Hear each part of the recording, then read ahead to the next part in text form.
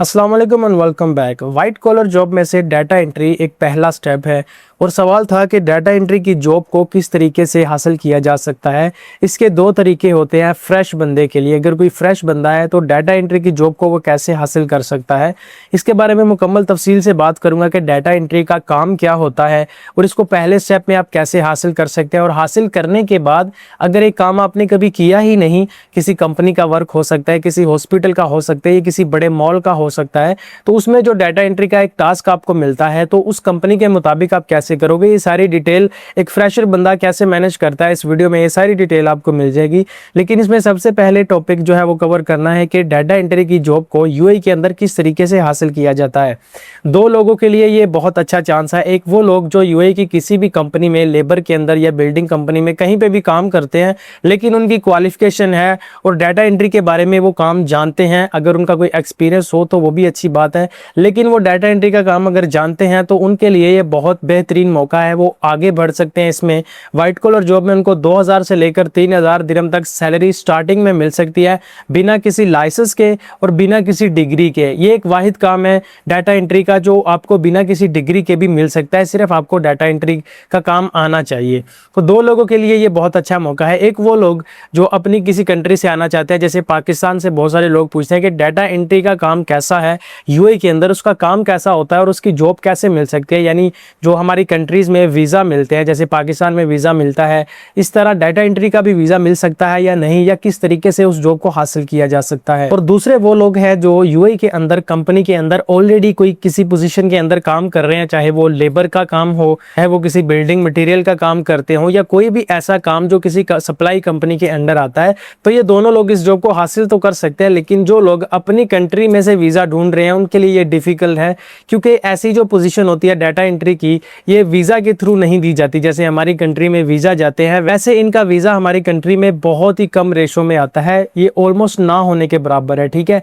लेकिन जैसे ही आप कोई भी एक वीज़ा लेकर यूएई के अंदर पहुंच जाते हो, किसी भी कंपनी में काम कर रहे होते हो, तो वहां पर आपके लिए ये बहुत आसान हो जाता है। हमने खुद ये देखा है, बहुत सारी कंपनीज में ऐसा ही होता है, हमारी कंपनी में भी ऐसा ही होता है कि अगर आप एक कंपनी के अंदर इंटर करते हो, अगर लेबर में ही फॉर एग्जांपल गए हो, तो वहां पर हायर करते वक्त ये नहीं देखा जाता कि आपकी क्वालिफिकेशन कितनी है, आपका कौन कौन सा एक्सपीरियंस है, बल्कि सिर्फ आपको एक लेबर के तौर के ऊपर हायर कर लिया जाता है, या किसी भी एक हुनर के तौर पर आपको वहां पे हायर कर लिया जाता है। अब जैसे ही कंपनी के अंदर इंटर होते हैं तो वहां पर क्या होता है कि आप अपना डाटा एंट्री का जो काम है, अगर आपका एक्सपीरियंस है तो ठीक है, अगर नहीं भी है, आपने कोई कोर्स किया हुआ तो भी ये आपके लिए बहुत अच्छी चीज़ है। तो डाटा एंट्री का काम आप उसके अंदर अप्लाई कैसे कर सकते हैं? सबसे पहली चीज़, जैसे ही कंपनी के अंदर पहुंचेंगे तो आप अपनी कंपनी में इसको खुद से अप्लाई कर सकते हैं। वो कैसे अप्लाई करना है कि आप अपने एचआर डिपार्टमेंट में अपनी रेज्यूमे बनाकर दे सकते हैं और उन्हें बता सकते हैं कि मैं डाटा एंट्री का वर्क अच्छे से जानता हूं और इस काम में भी आपको वहां पर हायर किया जा सकता है। और ये बहुत ज़्यादा चांसेस हो जाते हैं, अगर आप एक कंपनी के अंदर काम कर रहे हो और वहीं पर आप अपनी सीवी जमा करवाते हो, तो ये आपके लिए एक अच्छा चांस बन सकता है उसी कंपनी के अंदर। इन यूएई में रहते हुए आप साथ में दूसरी कंपनीज के अंदर भी अप्लाई कर सकते हैं। अगर आप किसी भी एक कंपनी में काम कर रहे हैं तो कहीं पर भी आप अपनी रेज्यूमे जमा करवा सकते हैं या ईमेल के थ्रू सेंड कर सकते हैं। अब डाटा एंट्री के काम में कोई ज्यादा मुश्किल चीज नहीं है। एक तो ये व्हाइट कॉलर जॉब है, इसी के अंदर बैठ के इसके अंदर आराम से काम कर सकते हैं और इसकी बहुत ज्यादा डिमांड है। जैसे कि जो आउटसाइड का वर्क होता है ना, उसकी डिमांड अब बहुत नीचे जाती जा रही है, उसके जो एम्प्लॉयज होते हैं वो लिमिटेड होते हैं। लेकिन डाटा एंट्री का काम ऐसा है, इसमें कंपटीशन बहुत ही कम है। ज्यादातर लोग जो हैं वो जा रहे हैं ड्राइवर जॉब की तरफ, ज्यादातर वो लोग जो हैं वो जा रहे हैं बाइक राइडर की तरफ, ज्यादातर लोग जो हैं वो बिल्डिंग लाइन का जो काम है उनकी तरफ जा रहे हैं। लेकिन ये जो काम है इसमें फ्रेश बंदे की सैलरी भी बहुत ज्यादा है, लेकिन अगर कोई बंदा एक्सपीरियंस है तो उसकी सैलरी 4000 5000 दिरहम से भी ऊपर जाती है, अगर कोई मल्टीनेशनल कंपनी उनको मिल जाती है तो। लेकिन अगर फ्रेश होते हुए भी किसी कंपनी को आप ज्वाइन करते हो तो आपकी सैलरी 2000 से 3000 के दरमियान लगती है स्टार्टिंग में, बिना किसी भी लाइसेंस के। तो आप अपनी कंपनी में भी अप्लाई कर सकते हैं और आप किसी बाहर वाली कंपनी के अंदर भी अप्लाई कर सकते हैं। सिर्फ डाटा एंट्री का काम क्या होता है, फॉर एग्जांपल आपको किसी हॉस्पिटल में जॉब मिल जाती है डाटा एंट्री की, तो वहां पर जो डाटा एंट्री का काम है नर्सेज और डॉक्टर्स नहीं करते। यानी यूएई के अंदर तो खास तौर पे ये होता है कि कोई भी अगर किसी की जॉब है तो वो सिर्फ और सिर्फ अपना काम ही करता है, कि जो दूसरे काम है उनके लिए अलग से लोग होते हैं। जैसा कि एक डॉक्टर का डिपार्टमेंट डिपार्टमेंट है तो वहाँ पर डाटा एंट्री का एक बंदा जो है वो अलग से होगा।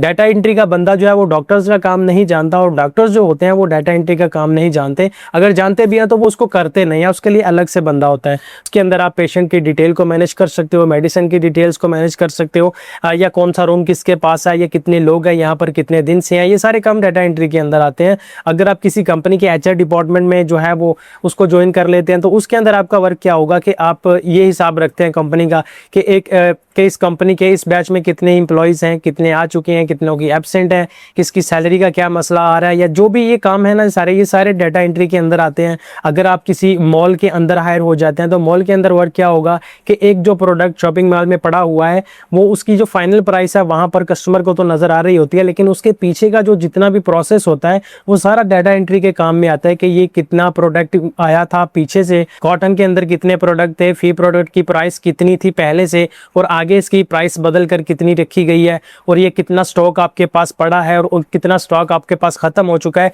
ये सारा डाटा एंट्री का काम होता है और डाटा एंट्री का बंदा ही इसको जो है वो मैनेज करता है। तो ये काम बहुत आसान है, थोड़ा सा आपका एक्सपीरियंस चाहिए। अगर आप पाकिस्तान में रहते हैं तो आप यहाँ से छोटा सा कोर्स भी कर सकते हैं, बहुत सारे कोर्सेज आपको फ्री में मिल जाएंगे डाटा एंट्री के, आप ऑनलाइन कोर्सेज भी ले सकते हैं। तो आपको ये डाटा एंट्री का काम जो है ये ज़रूर सीखना चाहिए। डाटा एंट्री का अगर आप कोर्स कर लेते हैं तो ये बहुत अच्छी बात है। अगर आप थोड़ा बहुत जानते भी हैं इसके बारे में तो भी आप इस जॉब को अप्लाई कर सकते हैं। किसी भी डिग्री की, किसी भी डिप्लोमे की, सर्टिफिकेशन की ज़्यादातर ज़रूरत नहीं होती, ठीक है। तो आप इसको बड़े आसानी से कर सकते हैं। बाकी डाटा एंट्री के बारे में कोई भी आप डिटेल जानना चाहते हो, क्योंकि इसमें सिर्फ ये बताने की कोशिश की गई है कि डाटा एंट्री का काम एक अच्छा काम है यूएई के अंदर, और दूसरे नंबर पर इसके अंदर आपको क्या कुछ मैनेज करना पड़ सकता है। ये कोई ज़्यादा मुश्किल चीज़ नहीं है, ये ज़्यादा हार्ड वर्क भी नहीं है। आप ये इनसाइड वाइट कॉलर जॉब की तरह इसको कर सकते हैं। बाकी इसके बारे में कोई भी आपके सवाल हो तो इंशाल्लाह इसके ऊपर दूसरी डिटेल वीडियो ज़रूर लेकर आएंगे कि किन किन कंपनीज में आप कैसे इसकी वैकेंसी को फाइंड कर सकते हो, कैसे इनको ढूंढ सकते हो, कैसे अपनी सीवी सेंड कर सकते हो, और कैसे फ्रेश बंदे का इसका नया इंटरव्यू होता है डाटा एंट्री का।